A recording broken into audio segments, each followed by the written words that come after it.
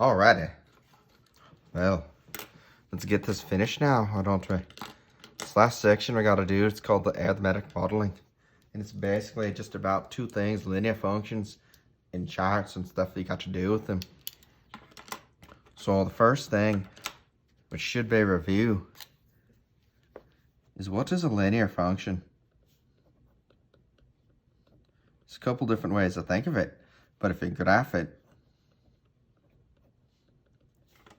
it's a straight line. So all of that y equals mx plus b stuff, that's all called linear functions, which should make sense, right? Because the word line is right in it. It has a slope. You know, and hopefully you remember that a slope is the rise over run.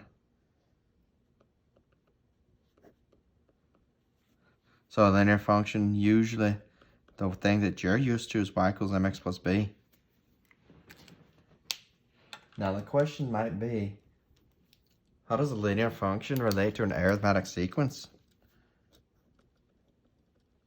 The other question is, why am I using black again?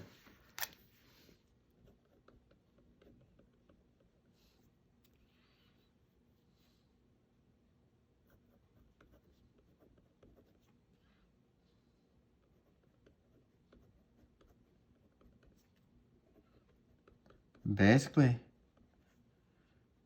they're the same thing, just different ways of writing it.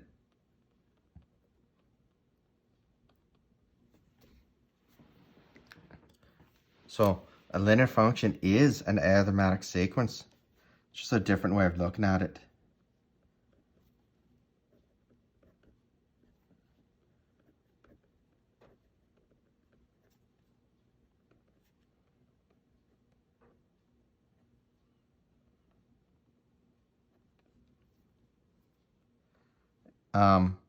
Right.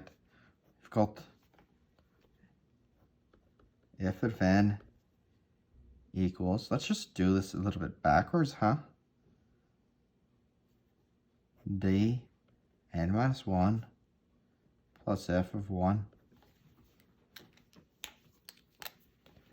y equals mx plus b.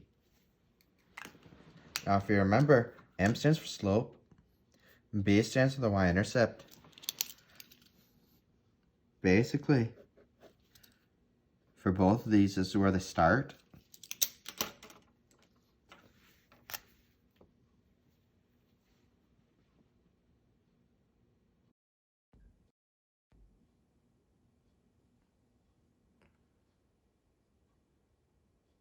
That's weird. Hopefully you can still hear me.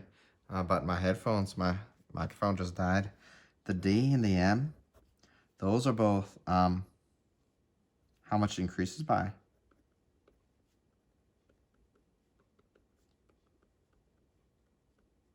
Or decreases, because it can go downwards as well.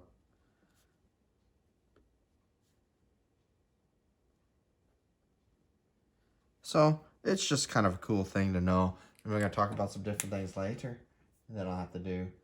In this section though, I might just give you a little chart.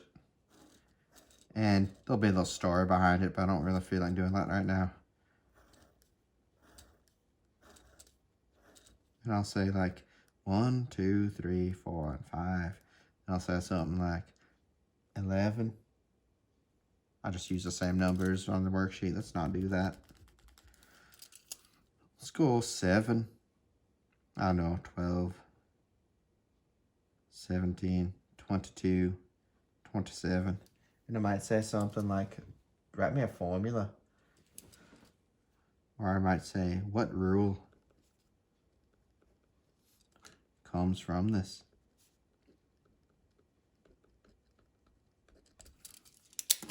Then basically you're just doing the exact same thing using the exact same formula that you're supposed to know from before, which is f of n equals f of 1 plus d n minus 1. Now f of 1 is literally the thing that's right there next to the 1. It literally means that's the first term. This is the first place. then the term is 7. Second place, the term is 12. So you're just going to write 7. And then you've got to figure out what is that common difference there. It's plus 5, plus 5, plus 5, plus 5. And then as always, you just finish up with that n minus 1. Right? Now, depending on what things they put here, there might be different letters there.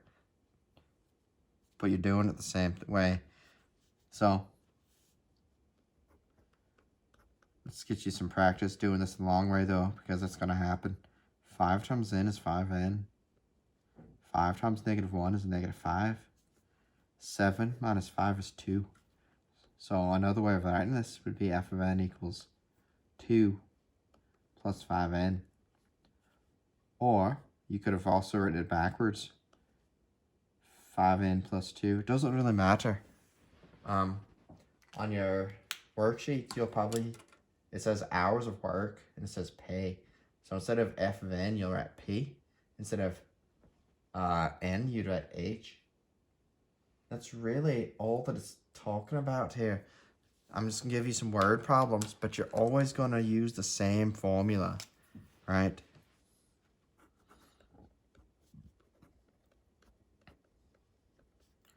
Especially in this section, you're going to use f of n equals f of 1 plus d n minus 1. And then you just got to really know what things are.